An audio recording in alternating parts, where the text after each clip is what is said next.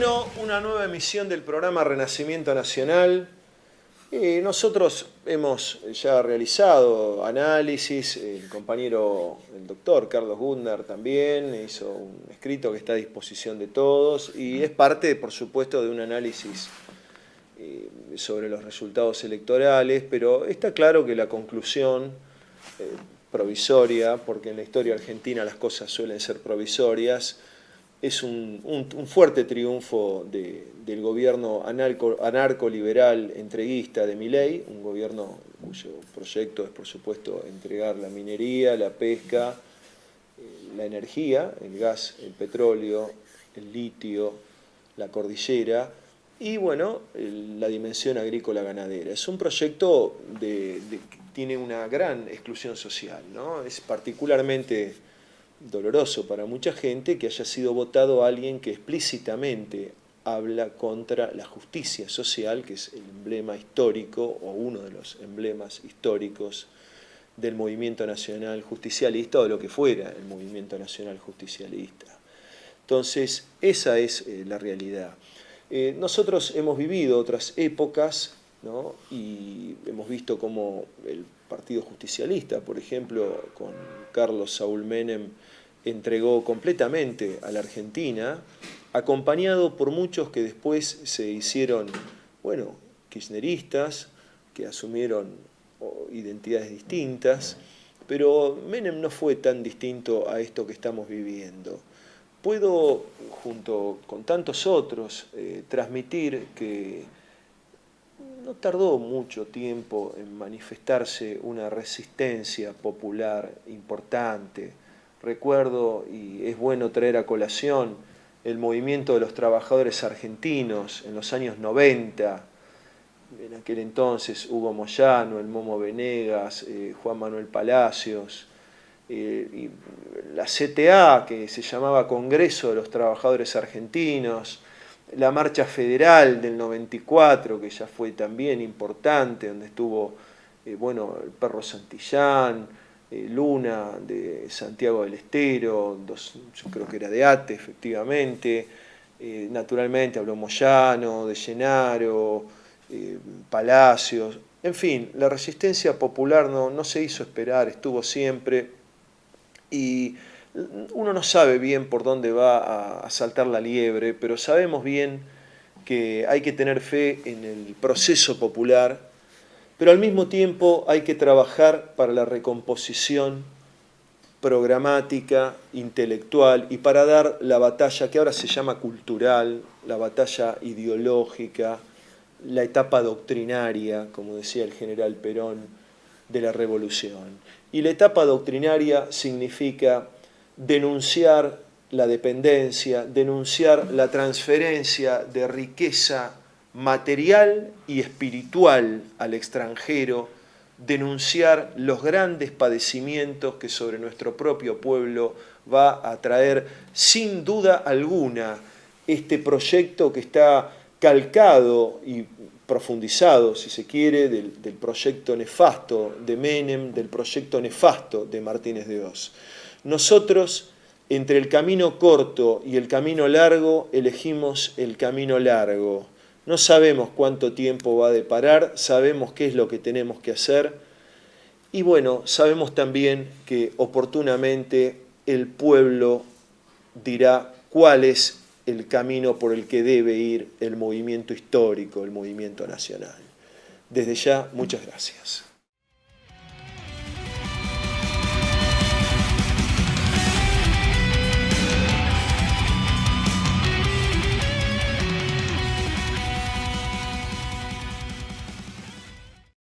Bueno, una nueva emisión del programa Renacimiento Nacional. Hoy tenemos una mesa con varios coconductores del programa, empezando por Vinicius Bulo Brás, Enrique Mazaeda, Eduardo Mauri, los tres grandes amigos y compañeros, y un invitado muy especial, como solía decir, todos nuestros invitados lo son, pero en este caso realmente un testigo del siglo XX y de buena parte del siglo XXI, el capitán Gustavo Breide Obeid, también politólogo, un hombre, bueno, ligado a la vieja línea nacional del ejército argentino, un hombre muy ligado al coronel Mohamed Ali Zeineldin, un protagonista de grandes acontecimientos históricos. Bueno, Gustavo, un gusto tenerte en esta mesa. Bueno, muchas gracias, es un gusto estar con ustedes y gracias por invitarme. No, por favor, al contrario. Bueno, la primera pregunta, como decía, para romper el cubito, decía, ¿quién era Jorge Ginsburg? ¿Cómo fueron los acontecimientos emocionales y de pensamiento que desembocaron en el fenómeno de Semana Santa y en general en el fenómeno que por lo menos el gran público lo conoció como los Carapintada, del cual vos fuiste un protagonista muy destacado?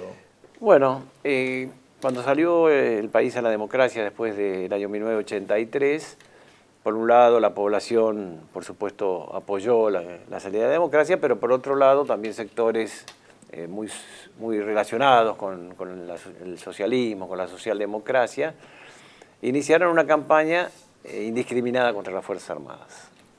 Nadie cree que el proceso de reorganización nacional fue ni un éxito ni una virtud el que haya llegado. Muchos de nosotros no estábamos de acuerdo, fundamentalmente en el caso del coronel Zeineldin se oponía abiertamente, pero bueno, el proceso llegó, se produjo todo lo que conocemos y llegó la democracia. Y la democracia llegó con un problema grave, que es tomar a las Fuerzas Armadas como enemigas, indiscriminadamente. Y entonces empezó toda una campaña cultural contra las Fuerzas Armadas, a través de películas, cines casi todas hechas por la izquierda, por productores y actores de izquierda, con un gran apoyo internacional, y se inició los juicios que llamaron de lesa humanidad después, pero en realidad fueron los juicios contra las juntas militares primero, que nos pareció que era dentro de lo normal, los responsables políticos y militares podían ser juzgados por lo que había sucedido durante la guerra contra la subversión. Los económicos también deberían haber sido Y los económicos juzgados, ¿no? también.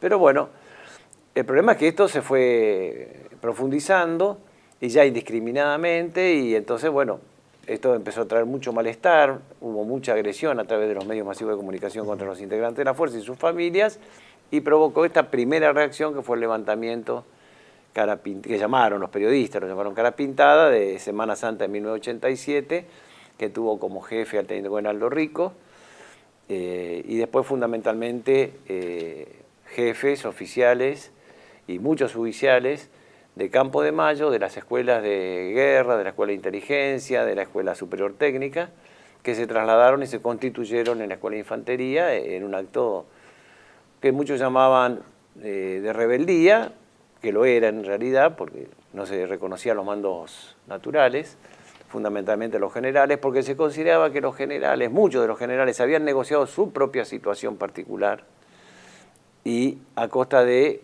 los subalternos. Entonces empezaban a llamar a declarar a subtenientes, cabos, tenientes, y veíamos que los que habían sido jefes no los llamaba nadie, inclusive algunos ostentaban cargos altísimos dentro de la institución durante el gobierno de Raúl Alfonsín. Bueno, esto provocó ese levantamiento. Uno de ellos, lo puedo nombrar, Río Sereniú. Bueno, el jefe del ejército, que todos estos oficiales durante la época de la guerra contra la subversión ya eran jefes. Claro, eran coroneles, eran tenientes coroneles o eran generales. Por lo tanto, hacerse los distraídos de lo que había pasado, como hizo General Balsa después históricamente, como si él hubiera nacido de un repollo. Sí, cuando estuvo en Campo de Mayo con Riveros. Estuvo en Campo de Mayo, estuvo cuando la contraofensiva montonera en Corrientes era jefe. Claro. Pero bueno, Balsa, como bien dice su apellido, flota. Y flotó durante todos los gobiernos.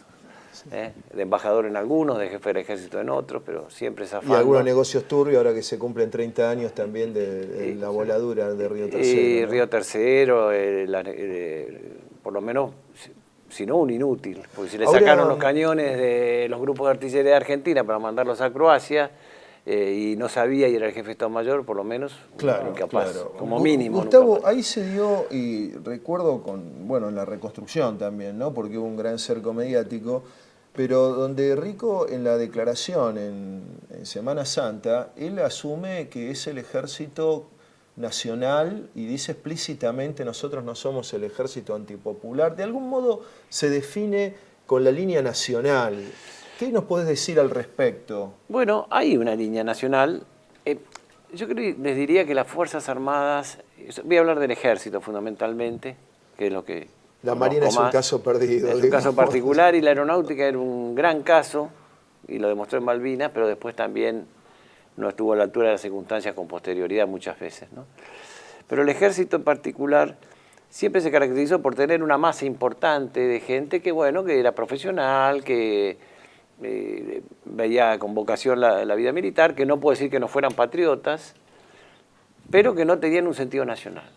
Es decir, yo voy a contar una pequeña anécdota. Cuando se llega a la democracia, en el año 83, el director de la escuela donde yo estaba, que era coronel, pero inmediatamente ascendió a general, nos llegó a decir que si el gobierno democrático decía que nos pusiéramos una estrella roja en el casquete, nos teníamos que poner una estrella roja en el casquete. Bueno, hay una masa importante del ejército que compartía esa opinión, que son las Fuerzas Armadas del régimen que está, del gobierno, y no de la patria como lo vemos los que somos del pensamiento nacional. No éramos mayoría, éramos un sector importante, tanto que pudimos hacer los hechos, acompañados por oficiales, muchos oficiales de tropas especiales, comandos, paracaidistas, mecanizados, y con un sentimiento muy fuerte de amor a la patria de muchos suboficiales, yo diría de miles de suboficiales del ejército argentino. Y después hay un sector que siempre ha usado el nacionalismo para producir el hecho inicial, y después quedan controlando la fuerza. En todos los golpes la historia dice eso. Si no recuerden Lonardi y después Aramburu y Rojas, Onganía y después Lanuse. Es decir, siempre usaron sectores nacionales del ejército para el envión inicial, copado después por ese otro sector que hay, que es un sector que es más liberal, que es más golpista, que está siempre con la cabeza con el tema del golpe de Estado. Inclusive en los levantamientos esos sectores se acercaban y decían: si es para un golpe de Estado estamos, si no, no estamos. Si es un tema interno del ejército, no estamos. Y que tiene un pensamiento diferente, que no tienen un fuerte sentimiento nacional. No digo que no sean patriotas, que no combatan si hay que combatir contra, como pasó en Malvinas. Yo creo que sí lo hacen, pero son ciudadanos del mundo, lo que se llama ahora ciudadanos del mundo. Pueden estar acá, pueden estar en Kuwait, pueden estar en Angola, pueden cumplir misiones de Naciones Unidas. Esto lo hizo Menem, ¿no? Menem, después que la derrota nuestra del 3 de diciembre del 90, sucedieron muchísimos hechos que tenía previsto Menem después de su viaje a Estados Unidos, que entre ellos disolver el servicio militar. Eso no fue por el caso Carrasco, ese es un cuento, es decir, usaron una excusa para poder sacar el servicio militar, la destrucción de fabricaciones militares, producción para la defensa, no tener industria nacional. Es decir, nunca entendieron que las Fuerzas Armadas tienen que estar al servicio de un proyecto nacional. Fuerzas Armadas al servicio de un proyecto nacional. No pueden ser Fuerzas Armadas al servicio de cualquier gobierno de turno, de una ideología o de otra, porque si no pasan a ser mercenarios. Ya no es por vocación, no es por amor a la patria, no es cumpliendo el juramento de servir a la patria hasta perder la vida, es decir, se van perdiendo. Bueno, esto lo fueron logrando fuertemente después que nos liquidaron a nosotros el 3 de diciembre del 90, del último levantamiento, quedó el campo abierto, entonces sacaron el reglamento de tribunales de honor, ya no existía más el honor, crearon jerarquías nuevas para parecernos al resto de los países latinoamericanos. En lugar de tener 3 estrellas, el máximo tener 4, estaban en esa cosa, cambiar el uniforme, la incorporación de mujeres, que no es malo porque ya había mujeres en el ejército, pero hacer todo un show con ese tema de la incorporación de mujeres que existen en todos los ejércitos, pero lo planteaban como una gran modernización. Mientras tanto iban liquidando la institución y sobre todo aceptando los famosos acuerdos de Madrid, que la mayoría de los militares y de los civiles no saben qué son los acuerdos de Madrid. Los acuerdos de Madrid los firmó Carlos Saúl Menem, no fueron ratificados por el Congreso, por lo cual Argentina firma con Inglaterra unos acuerdos por los cuales se subordina, es la rendición incondicional de Malvinas. Lo que no lograron el 14 de julio de 1982, lo lograron en el año 1990 y 1991 con los acuerdos de Madrid. Entonces, tenemos que informar cuando desplazamos tropas debajo del paralelo a Inglaterra, no podemos construir barcos de chapa superpuesta, que son los barcos de guerra, solamente de chapa soldada que no sirven. Y fueron así, condicionando la entrega del misil Cóndor, el cierre de las fábricas militares y de producción para la defensa, el astillero Domé García que hacían los submarinos, y nos fuimos subordinando sin que la gente se dé cuenta y transformando a las Fuerzas Armadas Argentinas en una Guardia Nacional, que era lo que querían. Entonces, bueno, ante esa situación nosotros siempre nos hemos opuesto. Nosotros creemos que nuestro país tiene que tener una fuerte Fuerzas Armadas, importantes para defender nuestro patrimonio, que es mucho y que está en peligro, porque la Argentina está hace muchos años en estado de indefensión. No estamos en capacidad ante cualquier conflicto que suceda, pero una de las cosas más graves que hicieron fue la negación de las hipótesis de conflicto. La negación de hipótesis de conflicto provoca que no haya ningún plan de equipamiento, porque no tenemos enemigos, y eso es una locura. Es decir, claro, un país que no tiene enemigos en forma unilateral, cuando tiene las Malvinas ocupadas por los ingleses, cuando tiene un conflicto en el canal de Beagle, cuando tiene problemas en la triple frontera, cuando tiene problemas con los chinos con la pesca en el mar continental, cuando tiene una base china en Neuquén y ahora posiblemente una base norteamericana en Ushuaia, cuando tenemos vecinos que declaran, inclusive el candidato a presidente de Chile, Katz, dice que hay que retomar todos los acuerdos internacionales porque la Patagonia es chilena. No ganó la elección, pero si lo hubiera ganado, ahí lo teníamos. Con un ejército armado por Inglaterra, mucho más poderoso de lo que fue en el 78, en la relación de poder de combate era 3-1 a favor de Argentina, ahora creo que está invertida. Mientras tanto, nosotros tenemos nuestro personal militar por debajo de la línea de pobreza en general, ni hablar de los oficiales subalternos y los oficiales, sin equipamiento, sin instrucción, y vendiendo, como vendió el presidente Milei hace poquito, que somos el 25º país más poderoso del mundo militarmente, porque vamos a recibir unos aviones F-17 que no llegaron, que no los quiere ni Finlandia ni Suecia, que tiene gravísimos problemas, pero además viene limitado por estos acuerdos de Madrid, con radares que no tengan al alcance Malvinas y con armamento que tampoco tenga alcance. Aquí el joven te quiere hacer una pregunta. Sí, capitán. Bueno, está claro que desde el 83 a la fecha la política de Estado de todos los gobiernos que se han sucedido fue el ataque y la destrucción, el desmantelamiento de las Fuerzas Armadas. Sin embargo, retomando algo que usted había mencionado, respecto a que hay varias líneas en el Ejército, yo le quiero preguntar concretamente si usted considera que subyace ese sentimiento patriótico, que la verdad es que es innato y es, digamos, imposible matar en los hombres, aún con tantos años de gobiernos que se deciden por atacar a las Fuerzas Armadas. Si todavía usted cree que está presente siempre va a estar presente, siempre va a estar presente. Inclusive los que ahora consideramos que tienen una mentalidad diferente, porque hay una mentalidad que ha cambiado mucho con respecto a cómo debería ser un ejército y a quién responde un ejército y jurar como juraba antes por Dios, por la patria, por los evangelios, como también pasa en la política. Eso subyace y en el momento del conflicto aparece, y el menos pensado. El que nadie a lo mejor sabía o creía, resulta que como pasó en Malvinas. Es decir, Comechicos fueron un fracaso y el soldado Callado, bueno, fue muy valiente y héroes. Eso pasa en combate, eso pasa en el momento de crisis. Nuestro país ha pasado por muchas crisis, políticas, económicas y militares. Económicas en forma casi permanente. Somos un país dependiente, absolutamente dependiente, con una deuda externa que han logrado conseguir desde el proceso hasta ahora cercano a los 500.000 millones de dólares. Entonces, es toda la deuda, parte gracias a Domingo Cavallo también, que estatizó la deuda privada. Yo siempre recuerdo que cuando Isabel Martínez de Perón dejó el gobierno, la deuda externa argentina era de 5.700 millones de dólares. La pagábamos con media cosecha. Claro. Resulta que el proceso la llevó al tomar la deuda privada como del Estado y más lo que adquirió como deuda, llegó a algo de 40.000 millones de dólares, pero ahí hay una cosa que digo a favor, pero hacía cosas, bien o mal, claro. El Chocón, autopistas, bueno, se veía.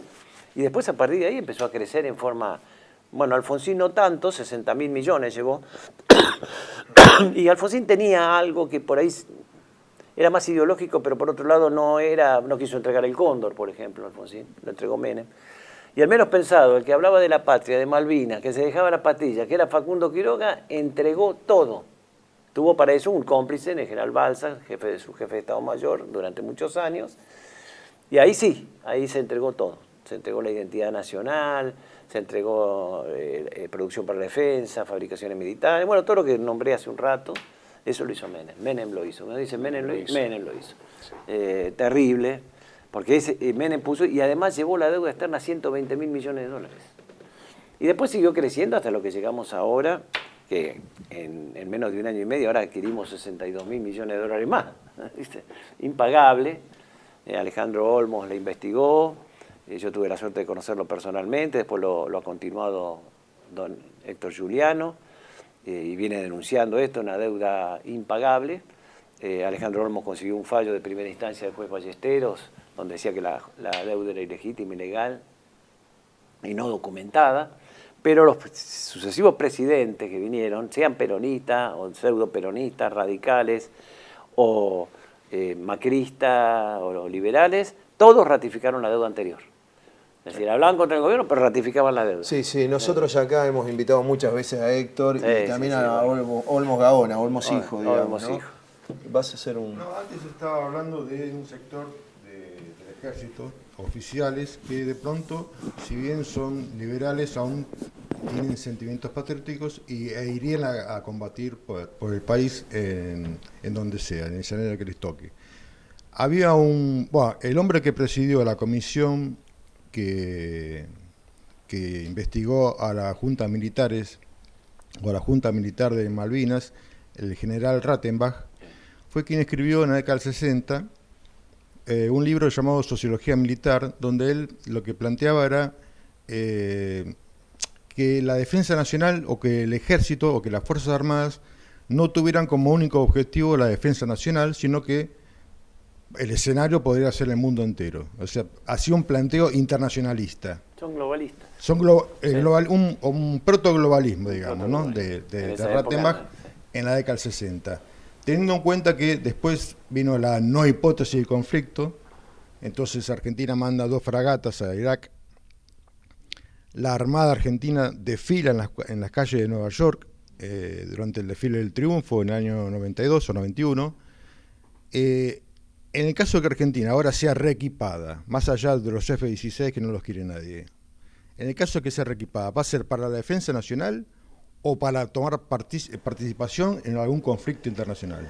Miren, yo les tengo mucho miedo a estos presidentes y a estos gobernantes porque ellos, primero, son empleados.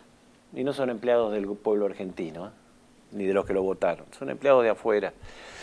A mí me preocupa mucho el tema de Palestina, de Gaza, el compromiso que el presidente ha asumido. Yo no descarto que si se crea una fuerza internacional de paz en Palestina, quieran mandar fuerzas armadas, no me llamaría la atención. Muchos militares están de acuerdo con esa misión. A veces están de acuerdo por convencimiento y a veces están de acuerdo porque están tan mal económicamente que al que lo mandan 2 años a Angola se salva, porque cobra un sobresueldo, es como ir a la Antártida, nada más que la Antártida es nuestra. Estaría bien cobrar más, ¿no? Que la familia cobre acá y que cobren un sueldo más por estar.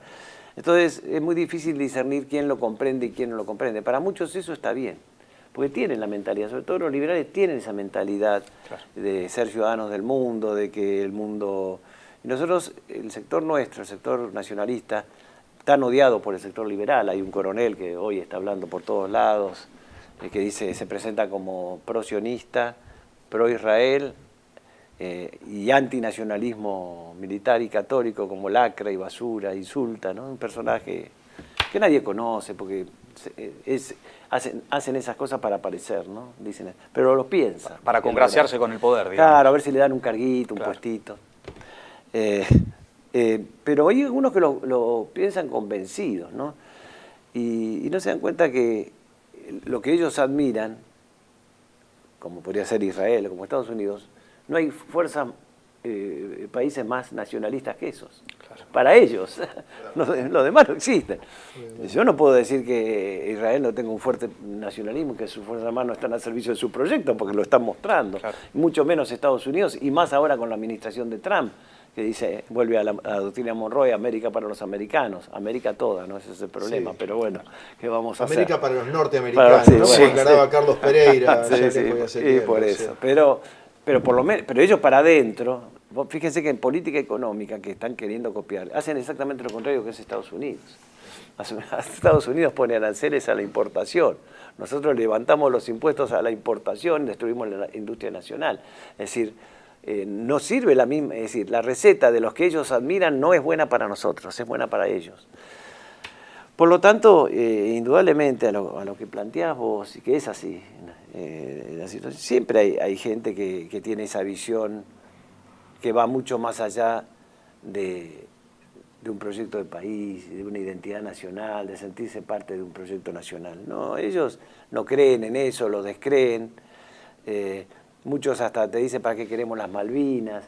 Ahora la han votado a la diputada Esmellete esta, que dice abiertamente, las Malvinas no se llaman Malvinas, son Falkland, no son argentinas, nunca lo fueron, son ingleses, y la votamos y ella es diputada de la Nación. Tiene relevancia en el Congreso también, ¿eh? Ahora se ha pasado Toma del PRO ayer, Libertad anteayer Avanza, se pasó sí. a la Libertad Avanza y la defendió Bullrich abiertamente. Y Bueno, esa Bullrich, figura es convengamos una que figura de traición a la patria, Sí. porque Claro. nosotros tenemos las provincias y el territorio nacional de Tierra del Fuego y la Sandwich y las Malvinas y las islas del Atlántico Sur y la Antártida. Es decir, lo dice la Constitución Nacional, vos que hoy me hablabas de la Constitución. Y ella alegremente dice cualquier cosa y nadie puede decir nada, nada.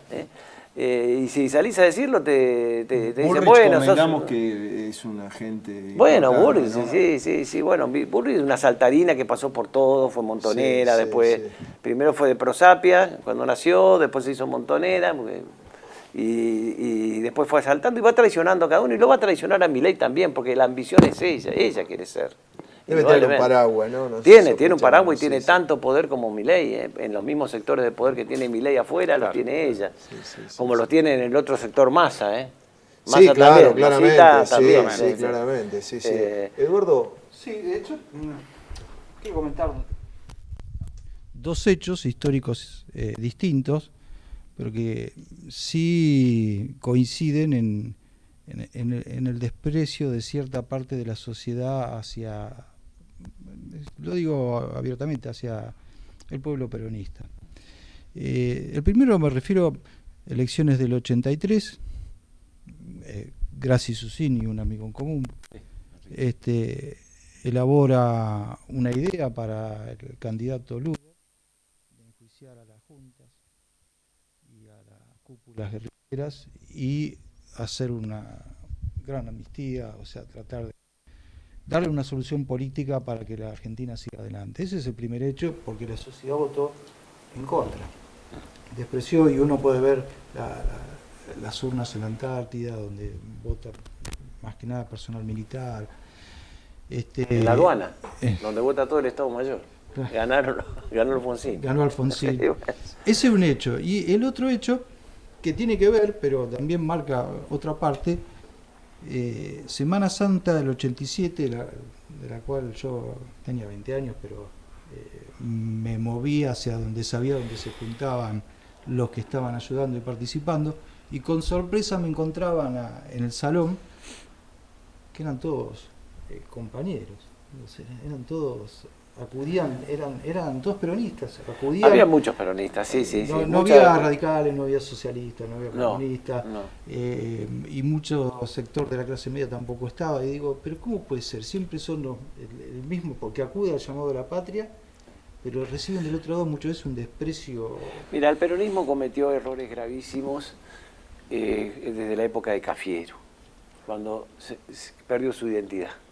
En la renovación. En la renovación. Es decir, se metió con la democracia cristiana primero, después con la socialdemocracia, y pasó lo mismo con el radicalismo. Es decir, el entrismo que han tenido la fuerza los partidos mayoritarios y los partidos históricos, como era el peronismo y el radicalismo, los han transformado en lo que terminaron siendo, pero en el peronismo siempre subyacía la doctrina, que permitía a lo mejor volver a empezar.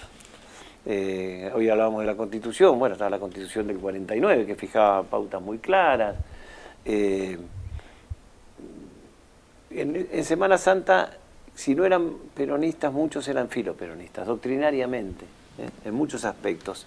En realidad el movimiento estaba constituido fundamentalmente en la conducción por oficiales nacionalistas católicos. Esa era la formación, pero con una formación también política que no lo cerraba a negar la realidad de la doctrina justicialista. Es decir, hay mucho paralelismo entre la doctrina social de la Iglesia y la doctrina justicialista. Cuando vos hablas de comunidad organizada, en la doctrina social de la Iglesia tenés los cuerpos intermedios. Cuando hablas de la defensa de los sindicatos, lo dice la doctrina. Doctrina social de la Iglesia, justa distribución de bienes, participación en la ganancia, salario justo, derecho a huelga, derecho a gremiarse. Claro. Eso lo dice la doctrina y también. Lo que pasa es que el peronismo, y fundamentalmente en la época de Perón, llevó a tierra la doctrina. Entonces, la justicia, la caridad es la justicia social, y así hay un paralelismo entre los cuerpos intermedios, los llevó a la comunidad. A muchos no les gusta lo que yo digo, yo sé que no les gusta, porque subyace un sentimiento antiperonista en la sociedad, en grandes sectores de la sociedad, porque el peronismo también ha cometido errores, por supuesto, ¿no? Como lo han cometido todos, como lo ha cometido el radicalismo. En el caso de Luder, el Luder es un gran responsable del golpe del 76, porque Isabel podía haber terminado el periodo, y lo van a ver a Luder para que continúe, para que se haga cargo él, que haya elecciones, faltaban pocos meses, nos faltaban muchos meses, y él dice no, porque Isabel quiere volver a ser electa. Quería una reelección Isabel, de vicepresidenta a presidenta. Y entonces, entonces hacen el golpe y lo ponen un poco de candidato a Luder. Luder con esa posición que había acordado con sectores de las Fuerzas Armadas, pero con Fuerzas Armadas que no pensaban todas igual que... Entonces pudo más su antiperonismo que su subsistencia. Mirá vos qué grave, ¿no? Es decir, sabían que los iban a juzgar los de Alfonsín, porque lo venía diciendo, además Alfonsín lo decía, y sabía que Luder iba a sacar una amnistía, como comentás vos, que es verdad, iba a ratificarlo, porque los mismos generales se dieron una amnistía, que es una locura lo que hicieron, autoamnistiarse, pero le iba a dar peronismo y votaron contra el peronismo. Lo favorecieron a Alfonsín. Es una locura. Pero bueno, a veces el sentimiento... yo conozco mucha gente y gente que yo quiero, que es amiga, y te dice, no, es peronista, no quiere saber nada. Le digo, sí, el 50% de la población es peronista. Esos son los malos, y los otros 50%, los radicales, los socialistas, los comunistas, los liberales, y esos son los buenos. No hay buenos, te digo. Hay gente buena en cada fuerza, hay gente sana en cada fuerza, y hay gente corrupta, mala en todas las fuerzas políticas. Eso, pero cuando vos vas a lo importante, que es cuál es el pensamiento, cuál es la doctrina, cuál es el proyecto, y llegás a conclusiones que no les gustan. ¿Cuáles son los últimos planes que hubo en la República Argentina? Los planes quinquenales. Claro. Después los planes quinquenales, ¿hubo algún plan? Ningún plan. El plan trienal. El trienal del 73, pero bueno. 73. Claro. El 73, bueno, plan trienal. Lo derrocaron ustedes. Bueno, vamos a hacer un cuarto intermedio, el corte técnico del programa. Residencia como en casa, siempre contigo. Es un hogar habilitado en la ciudad de Buenos Aires con más de 30 años de experiencia en el cuidado de adultos mayores. Ubicada en el barrio de Villa Real, en pasaje Francisco Bauzá 2372, casi esquina Tinogasta. Ofrecemos atención personalizada y un ambiente cálido para nuestros abuelos. Contamos con habitaciones premium, con baño privado y TV por cable, menú supervisado por nutricionista, cocina de primera calidad, jardín terraza para el esparcimiento y conectividad para videollamadas y llamadas telefónicas. Además, ofrecemos servicios opcionales como peluquería personalizada y confección de ropa a medida. Comunicate al 11 50 35 15 25. En Como en Casa, el bienestar y la comodidad de nuestros adultos mayores es nuestra prioridad. Los esperamos. TLV1 se complace en anunciar que estará transmitiendo en su canal TLV1 Clips valiosos programas emitidos antes de la censura sufrida. El lienzo prohibido, el revés del derecho, combates por nuestra historia, disenso, historias de Malvinas, entre otros que podrán encontrar en este enlace.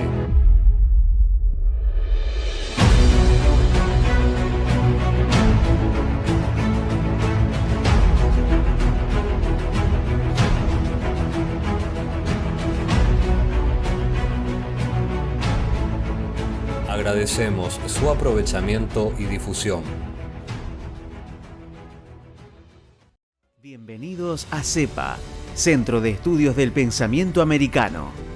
Nuevo sitio web de cursos de formación en política, filosofía, historia, literatura, geopolítica, religión, psicología y más. Cursos de formación que reflejan el verdadero pensamiento americano. Lo invitamos a elegir el curso de su agrado ingresando en www.cepa.la.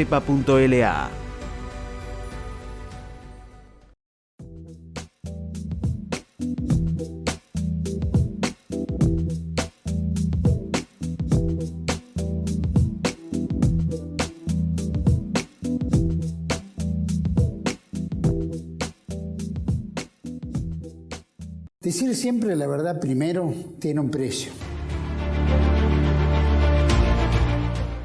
Dependemos de tu ayuda. TLB1, toda la verdad primero.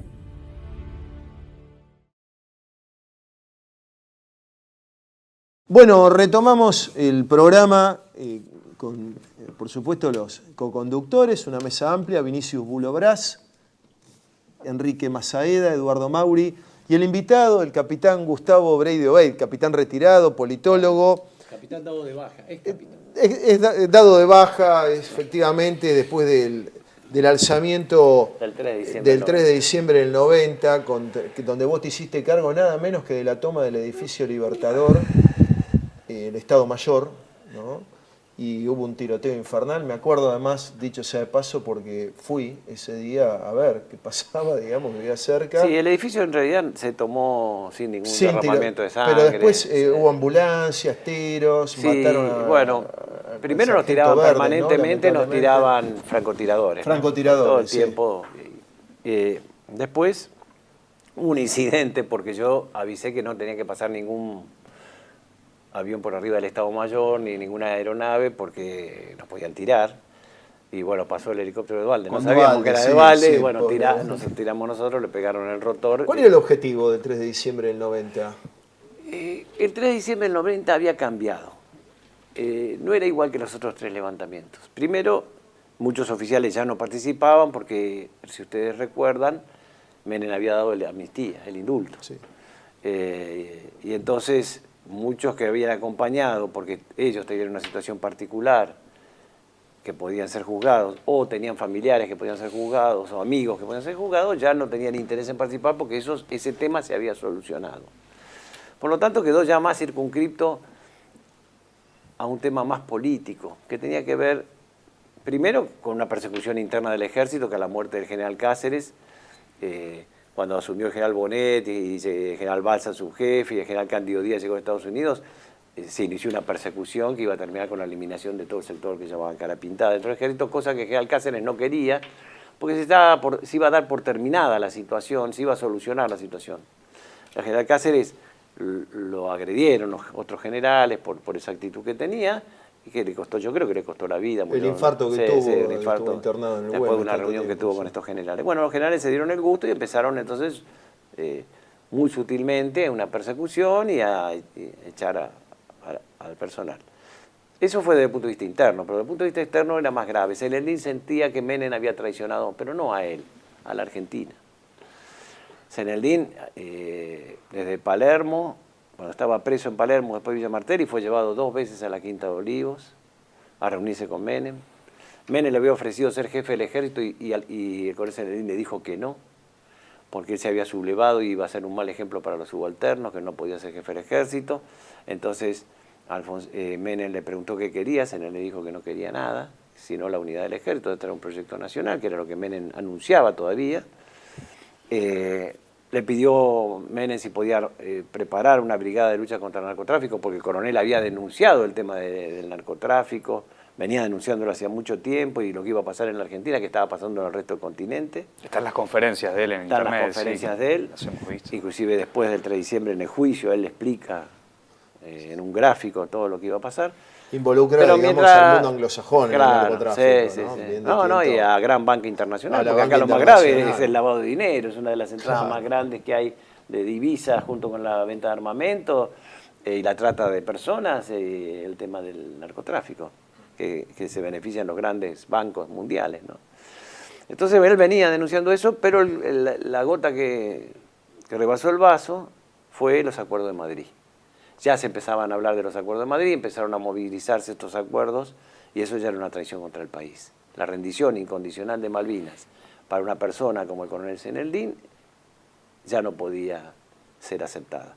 Además, Menem ya había viajado a Estados Unidos, ya había cambiado, ya había nombrado un gabinete liberal, acuérdense, con Cavallo, Rapanelli, canciller, Rapanelli en economía, el grupo Mujibón había puesto el ministro de Economía, estaba María Julia Alzogaray, ya no era el mismo discurso, ya se había empezado a recortar las patillas, a arreglarse el pelo, y volvió de Estados Unidos con una misión bien clara que era eliminar al coronel Zeneldín.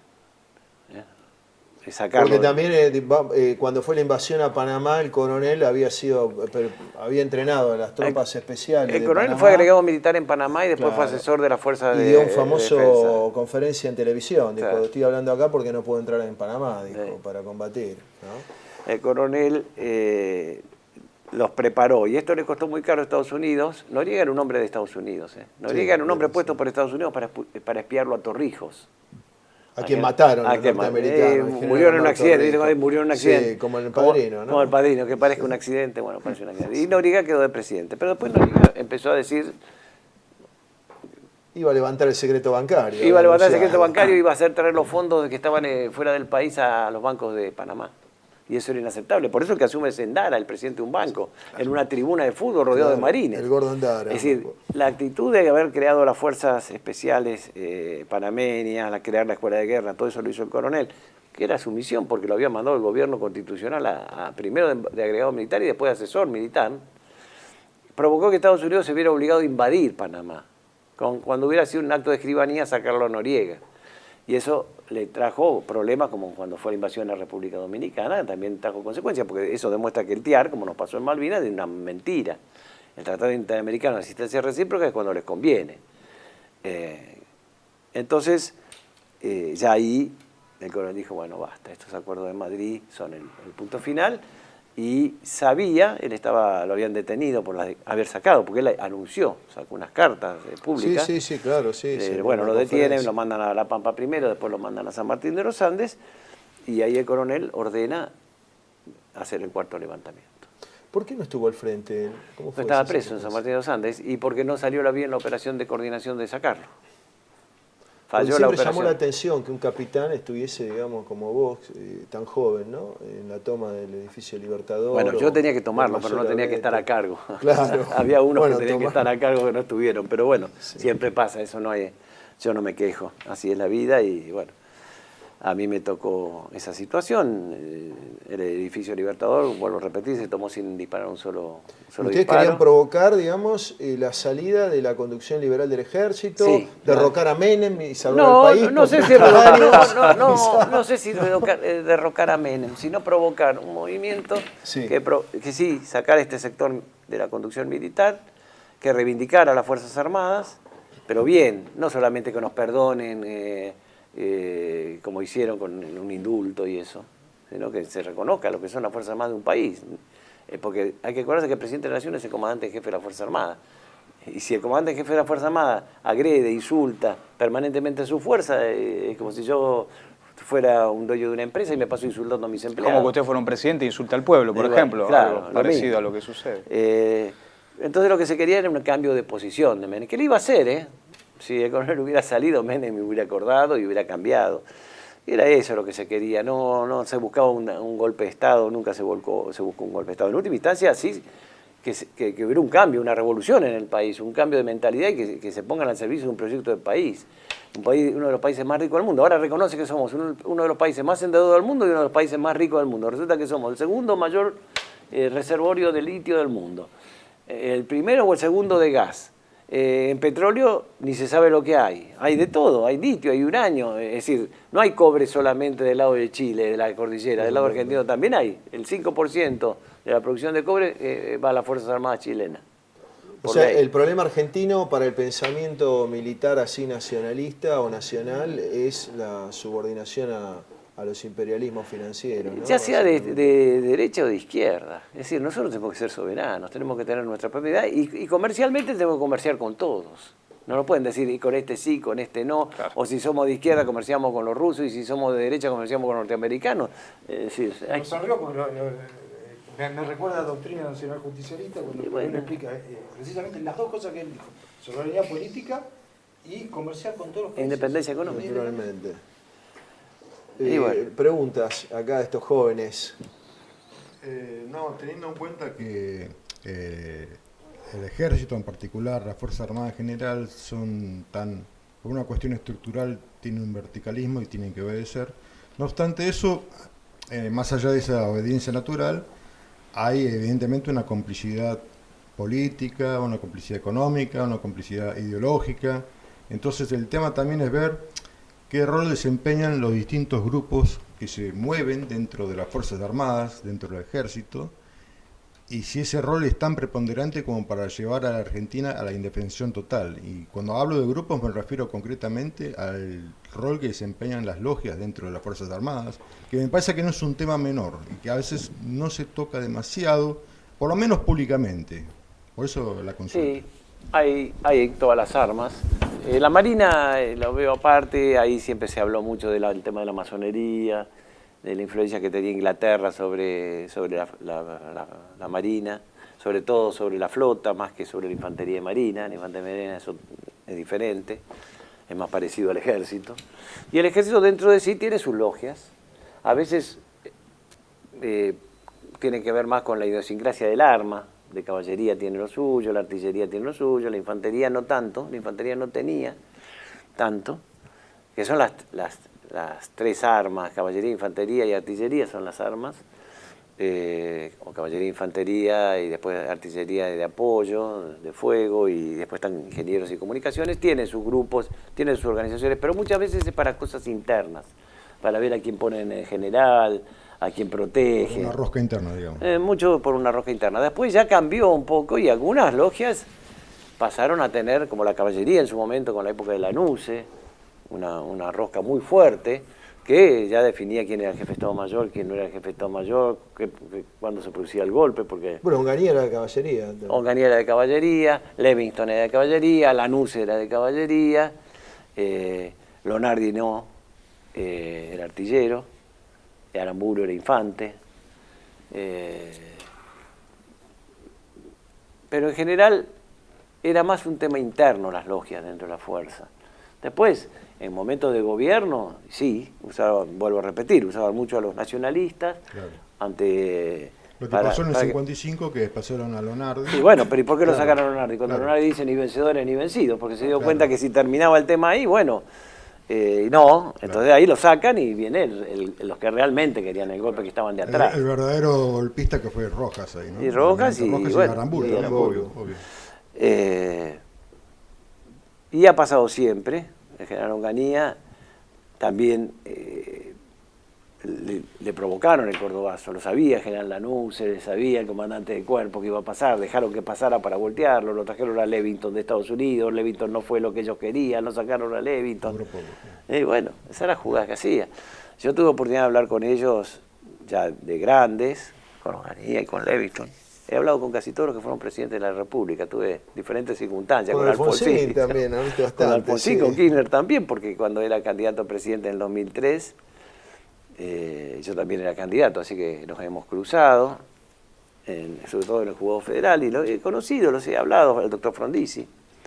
El doctor Frondizi tuvo un cambio muy grande de actitud, él no fue a visitar a la cárcel. Me acuerdo cuando salió de la cárcel lo atacaron con todo, que venía a visitar a los golpistas, y Frondizi le contestó: primero está la patria. Eso solo les dijo. Con respecto a Frondizi, Sí. una duda que me había quedado, porque yo recuerdo que en un programa de Bernardo Neustadt, Menem le dijo a Neustadt que él habría dicho, después del 3 de diciembre, a degüello sin contemplaciones, y que él tenía previsto aplicar la pena de muerte para los principales responsables del 3 de diciembre, y que fue precisamente Frondizi el que la Arturo vino. Frondizi quien intervino ante la Santa Sede. Sí, es verdad.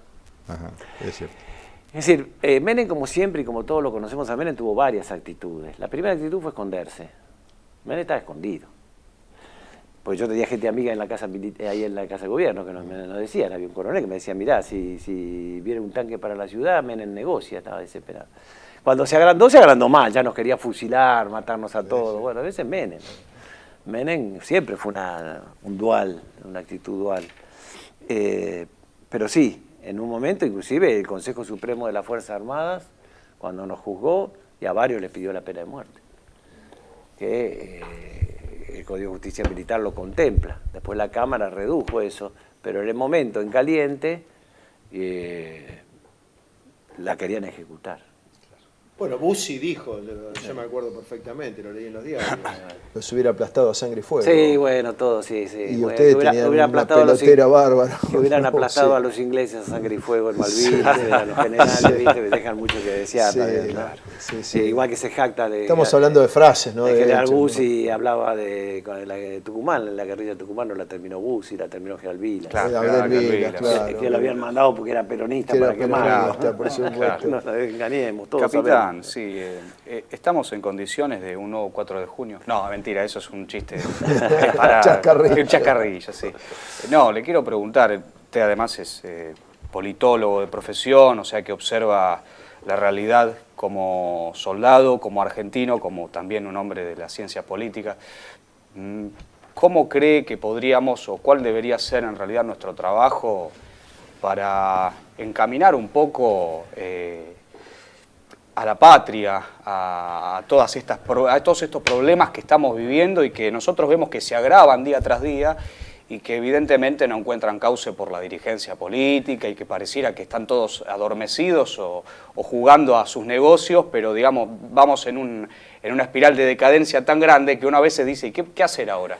Mira, hay un problema muy grave que es la juventud. La juventud, no toda por supuesto, pero grandes sectores de la juventud ha sido cooptada por el pensamiento, un pensamiento modernista, muy egoísta, de pensar en sí mismo, yo me tengo que salvar, un descreimiento hacia el sistema que en parte es justificable porque ha mentido y ha traicionado mucho, entonces no le creen a los políticos y entonces ven un personaje como Milei y lo votan y le han dado el triunfo. Yo creo que la juventud le ha dado el triunfo, fundamentalmente. Después están los oportunistas que se van pasando de un partido a otro, bueno, cuando ven que la mano viene bien. Yo creo que la única posibilidad que hay es reflotar el movimiento nacional. El movimiento, no en partido. Después es un partido. El partido es el instrumento de participación, no decía así la doctrina. ¿No? Claro. El movimiento nacional. Nacional amplio, hablamos de eso. muy amplio. Porque hay muchos sectores que quieren a la patria y que están preocupados por el país. Sobre todo en el interior del país hay mucha gente muy buena, muy sana. Y acá en el Gran Buenos Aires, la capital, hay mucho egoísmo, no le interesa. Si vos te dicen, bueno, hay que entreguemos las Malvinas, vamos a estar mejor, yo voy a estar mejor. A mí nadie me da nada, empiezan, yo no voy a hacer nada por nadie, hay un egoísmo hacia los prójimos. Sí. Además hay una falta de caridad muy grande, no a nivel individual, porque la gente hace cosas puntuales, pero a nivel de la sociedad. Porque este pensamiento liberal que está ahora en vigencia, piensa así, porque en el fondo renuncia también a sus principios cristianos, que es el amor al prójimo. Entonces se ponen más en una actitud protestante, tipo de Estados Unidos, donde lo importante es salvarse uno. Claro. Si uno se salva, bueno, cada uno es individual. La fe sin obra, digamos. Claro. Entonces, de ahí surgió el mercantilismo, ¿no? Es decir, y tiene un fundamento religioso. El pobre es pecador. Para dejar de ser pecador hay que tener riqueza, entonces crear esa competencia mercantilista donde se olvida del prójimo. Por lo tanto, lo que hay que recuperar son los objetivos nacionales, hay que fijar políticas de Estado que no han tenido los gobiernos, por eso saltan de estar con Rusia y con China, estar con Estados Unidos. No hay política de Estado, no hay política exterior. Brasil, más allá de que esté Lula o que esté Bolsonaro, en política exterior, la Cancillería es casi independiente, diría yo, y está Maratí. Marca una línea, no puede hacer lo que quiere el presidente. Como en Estados Unidos tampoco. Será más fuerte, ahora está bien, Trump es más destructivo y hace un poco lo que se da la gana, pero en general los países tienen políticas de Estado, tienen política exterior, en política económica. Vos no podés decir, no, estos 4 años voy a comerciar con los chinos, pero los 4 años que vienen no voy a comerciar más con los chinos, voy a comerciar con los norteamericanos. Y después voy a comerciar con todos. No hay una política, no hay... Claro. La única política de Estado es la política de derechos humanos para perseguir a los militares. Lo dijo Lorenzetti, con una aberración que dijo Lorenzetti, porque ¿cómo va a decir un miembro de la Corte, que fue presidente de la Corte, que es una política de Estado, los juicios de lesa humanidad? Claro. Entonces, ¿y la independencia de los poderes del Estado dónde está? Es decir, ellos mismos, bueno, ¿quién es Lorenzetti, no? Claro. Es Lorenzetti. Y ahora hacen como un gran éxito y una gran cosa de decir que no se puede estar 15 años en prisión preventiva. No era que todos somos inocentes hasta que demuestran que somos culpables. Nosotros estamos sobre el cierre y, bueno, Gustavo, yo te quiero hacer una última pregunta, porque vos has sido un testigo, como vos dijiste, de la historia, te dije incluso que deberías escribir tu autobiografía o tus recuerdos, digamos, porque estuviste con Alfonsín nada menos que en Semana Santa. Estuve con el coronel Zenaldini, que fue más Pero importante. te quería preguntar por ese tema, justamente. Te quería preguntar porque vos fuiste realmente un hombre, bueno, casi diría un ladero, una mano derecha de Mohamed Ali Zein-el-Din. ¿Quién fue, no para mí ni para nosotros, quién fue el coronel Mohamed Ali Zein-el-Din y qué representó para esa juventud militar, nacional, idealista? Mira, el coronel Zein-el-Din primero fue un gran soldado. Por supuesto siempre tratan de atacar lo que Malvinas, que estuvo, que no combatió, y cada uno cumple su misión en la guerra. Él le tocó la misión y la cumplió hasta un día después inclusive de la rendición, que era el cuidado del aeropuerto. Y una de sus compañías combatió en Darwin muy bien, Esteves, el capitán Esteban, Reyes, sus soldados, sus oficiales. Y eso es producto del jefe. El jefe es el que forma a la gente. Entonces, cuando quieren atacar, usan esos argumentos. Pero el coronel siempre fue un gran soldado. Miren, yo era cadete de preparatorio en el colegio militar, tenía 15 años, yo oía hablar del capitán Zenaldín, como un gran soldado.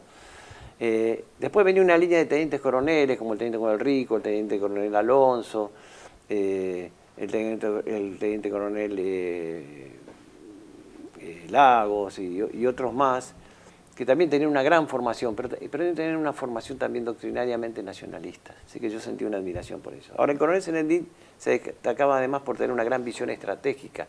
Él veía lo que iba a pasar, a lo mejor no en lo táctico, no en lo inmediato. Lo de todos los días no. Él veía, primero vio el tema de la subversión, cuando era teniente coronel, y daba las clases en la escuela de guerra, y decía, van a secesionar el país, que casi se hace, acá ni se sabe. El operativo Independencia se declara porque había políticos, por eso cuando hablan de terrorismo de Estado yo me río, porque el terrorismo de Estado en el gobierno de Cámpora, más que eso, los gobernadores, vicegobernadores, que Perón los echó a todos, después se puso a los vicegobernadores de gobernadores, y diputados y senadores como Hipólito Soler y Irigoyen y otros, andaban detrás de apoyar a Lerbo, a Montoneros, cuando estaban pidiendo en Naciones Unidas la independencia de Tucumán, Salta y Jujuy. De eso nadie habla. Es decir, hay muchas cosas que se ocultan de la verdad. Bueno, el coronel lo denunció. Después denunció toda la penetración cultural gramsciana, cuando nadie hablaba de Gramsci. Ahora todos hablan de Gramsci, todos saben quién es Gramsci, pero ahí hablaba. Por lo tanto, él tenía una visión política y estratégica de lo que iba a pasar en el mundo y en el país. Y el tema del peligro del narcotráfico. Cuando él dijo el peligro chino, se le rieron. Los chinos. Y sí, ahí lo tenemos, los chinos. El mar continental, nos están sacando toda la pesca, base que no podemos ni tocarla en Neuquén.